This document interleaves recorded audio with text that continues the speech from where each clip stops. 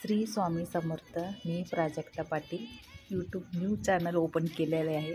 Please support करा, comment करा, share करा, सबस्क्राईब करा. चला तर मग खुशखुशीत अनारस कसं बनवायचे ते बघूया. आता ही काय बाबा नवीन शिकवा लागले. नाही, मी काय नवीन काय शिकवत नाही. काय ते सासू शिकवलेलं मी बघून करा लागले. बघा असं पीठ अगोदर तयार करून घेतलेले आहे. बघा पीठ असं जरा पिठावणीचं घट्ट झालेलं पिठावणी मळून घेणार आहे मी आता. या 8 दिवसाच्या आधी करून ठेवलेलं आहे. चला तर मग एक केळी घ्यायचं. मी 2 केळी वापरणार आहे. आता ही पहिली एक केळी घेतो. जरा जरा टाकून मळून घेतो मी. ले पण घेणार नाही, जरा जरा टाकून मळून घेणार आहे. चला असं पूर्ती मळून घ्यायचं. जरा जरा घेऊन मळून घ्यायचं. मळून घेतल्यावर पीठ कसं होते बघा. कणिक कसं झालं. चपातीचं पिठापेक्षा घट्ट पाहिजे जरा असं मळून घ्यायचं. त्याचं गोळं करून घेतलेलं आहे मी. चला तर मग तेल तापायला ठेवूया. अगोदर गॅस लावायला लागणार ना. चला कढाई ठेवतो, तेल तापायला ठेवतो.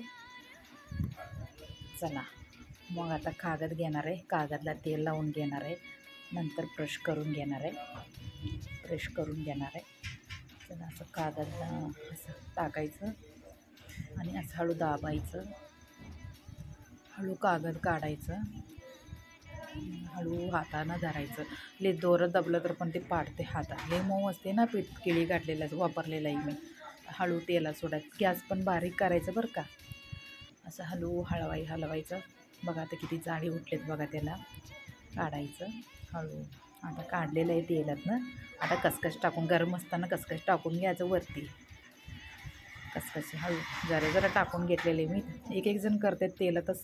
ते लाडतानाच टाकून घेतात. ते तेलात सगळी ते तेलातच राहते. येणं असं दिसणार नाही आहे वरती. बघा किती छान जाळी उठलेत बघा. किती छान दिसाली बघा.